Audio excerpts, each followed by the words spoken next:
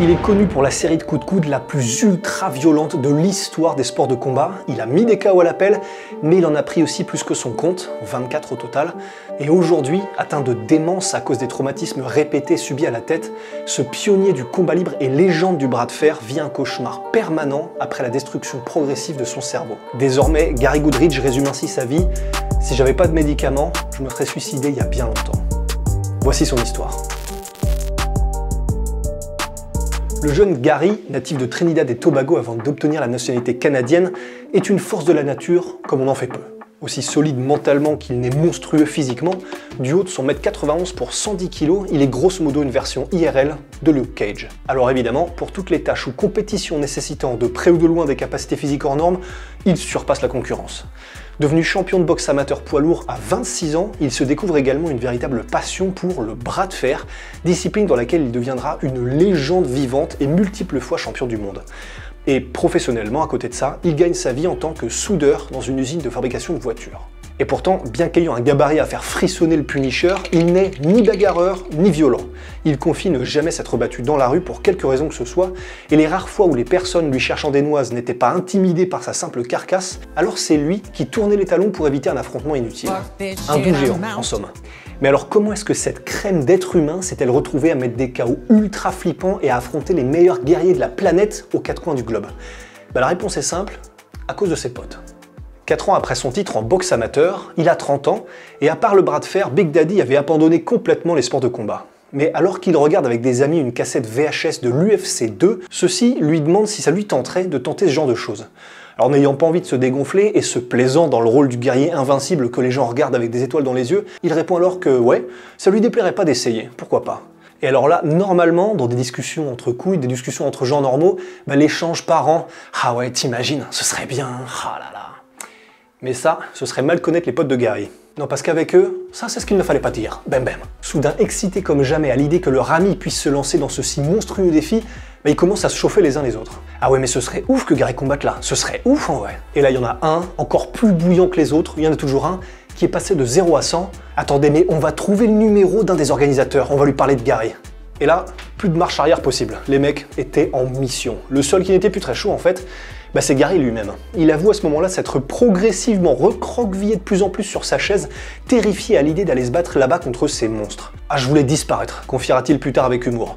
Mais qu'est-ce que j'étais en train de faire? Aucune idée. Je faisais le show, mais parce que dans ma tête, ça n'allait jamais aller nulle part.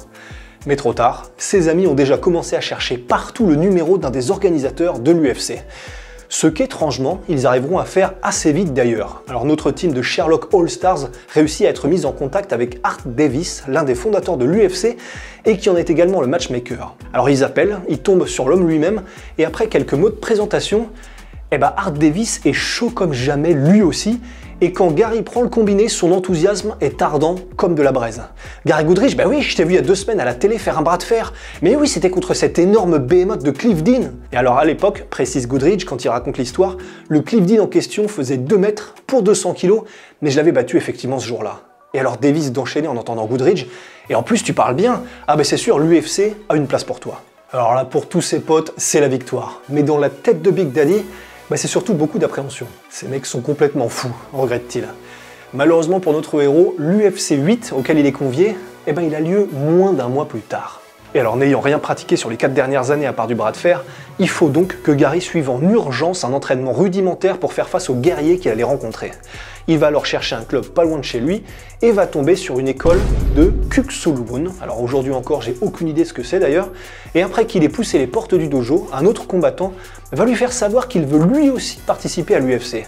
Alors l'entraîneur, assistant à l'échange, les fait alors combattre, Gary gagne et il devient alors immédiatement le champion de l'école, celui qui la représentera à l'UFC.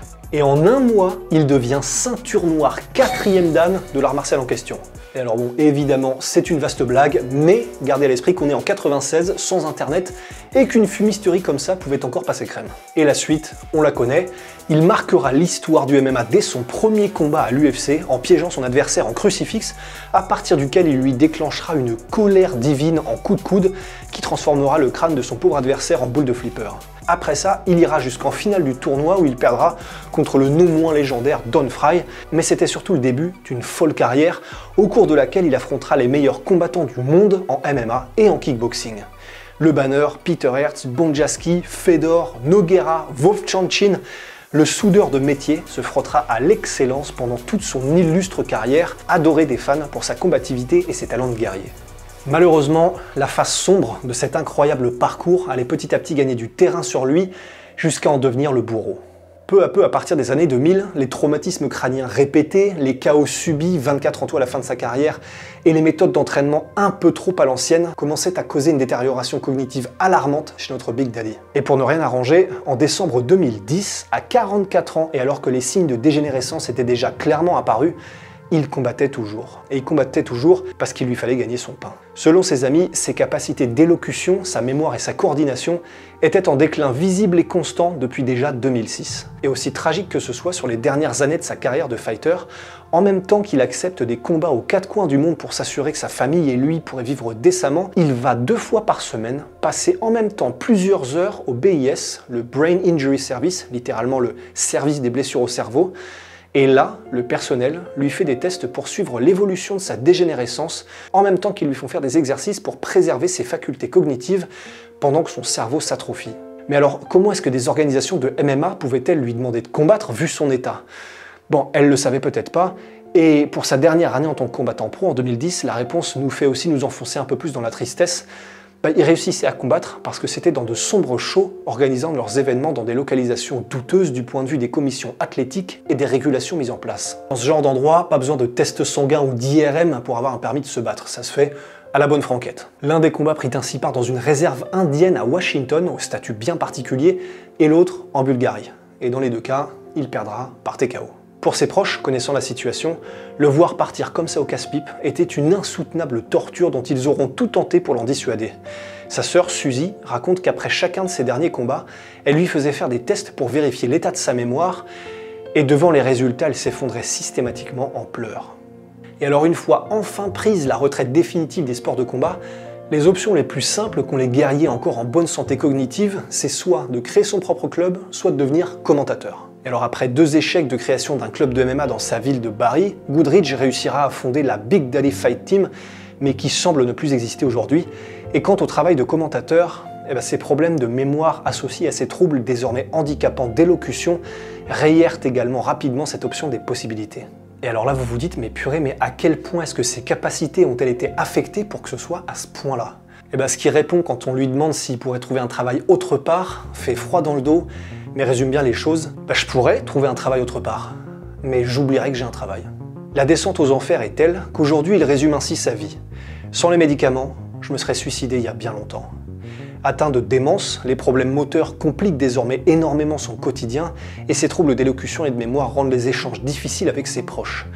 Mais grâce aux médicaments, au moins, il peut vivre un peu. L'histoire de Gary Goodridge, faisant bien évidemment penser au lent déclin de Mohamed Ali, tout comme bon nombre d'autres exemples dans les autres sports de full contact comme le boxe, le foot US, le rugby ou encore le hockey, nous rappelle que le cerveau fonctionne à crédit. Si on n'y prend pas garde et qu'on ne se préserve pas au maximum, les conséquences peuvent être dévastatrices et transformer notre existence en cauchemar, nous détruisant toute volonté de vivre au point où la mort semble être la délivrance. De nombreux anciens joueurs de foot US et de hockey, s'étant suicidés après que leur existence soit devenue un fardeau, ont dans leur note d'adieu confié leur cerveau à la science pour examination.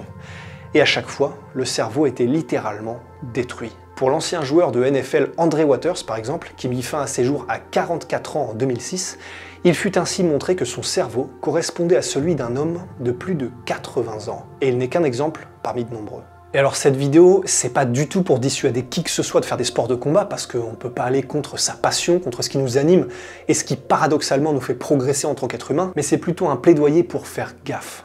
Prenez les bonnes décisions et préservez votre cerveau.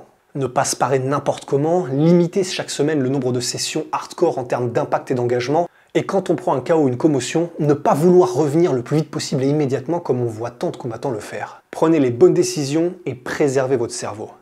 Voilà, c'était les anecdotes du père Rusty sur Gary Goodridge et les dangers des commotions et des impacts dans les sports de combat. Si vous avez appris des choses et que ce récit vous a intéressé, mettez un pouce bleu et abonnez-vous, ça aide énormément la chaîne. Et pour le reste, prenez soin de vous, à la prochaine et ciao!